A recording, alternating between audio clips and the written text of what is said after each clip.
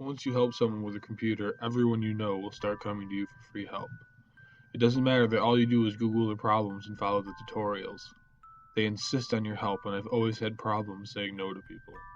The fact that most of them rewarded me with pizza didn't help either. So it wasn't a surprise when my friend Daisy came to me because she had some issues with her laptop. If there's anything that I regret in life, it's agreeing to fix her laptop. I don't even know why she came to me.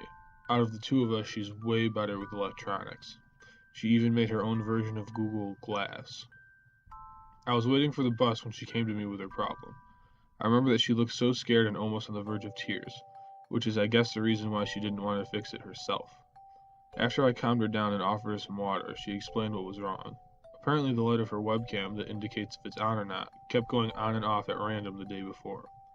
Somebody was watching her and she wanted my help. I suggested that she should try a hard reset, but she refused, saying that there was way too many important things on it.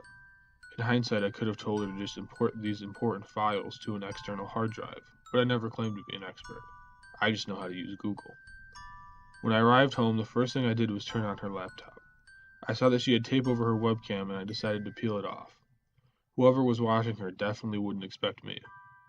The first thing I did was to check for some viruses, and color me surprised when I didn't find any. I ran multiple antivirus programs and none of them could find anything. Her laptop was as clean as the day it was manufactured. It was then that I started to question it all. Maybe Daisy just imagined it. I was about to call her to tell her that I couldn't find anything when the indicator light turned on. Whoever it was had perfect timing, and despite it all, I can't say I'm not impressed. I didn't know what to do, so I decided to do the dumbest thing that I could think of. I looked directly into the webcam, almost as if I challenged it to a blinking contest. Of course, the webcam won, and I placed the piece of tape back over the webcam. When I was about to turn off the laptop, I noticed a new shortcut on the desktop. It was quite obvious, as it was the only shortcut, and I wouldn't forget about it if it was already there. After checking the properties to see what it was, I decided that it was safe enough to open. It was just a text file, after all.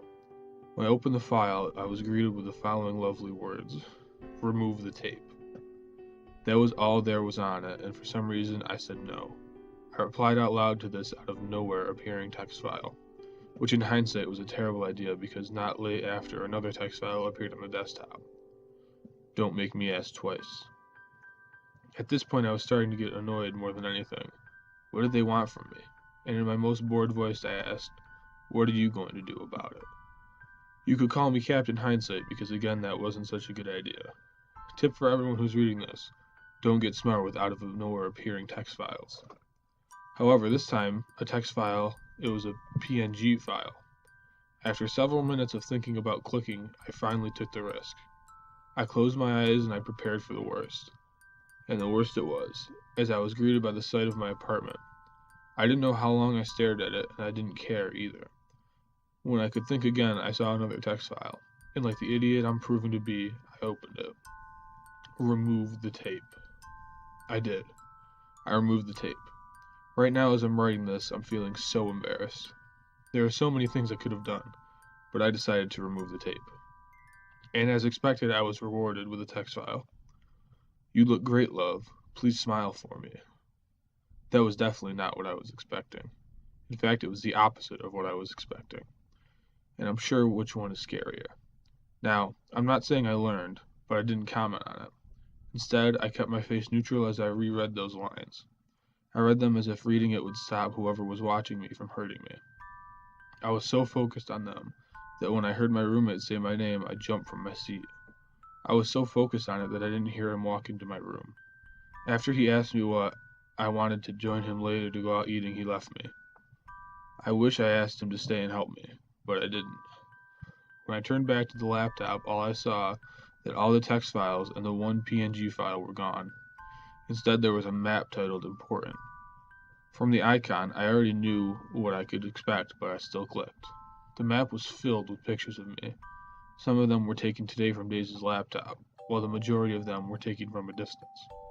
I started to scroll through the pictures and found that some disturbed me even more than the rest could. I was looking straight at the camera as I was talking.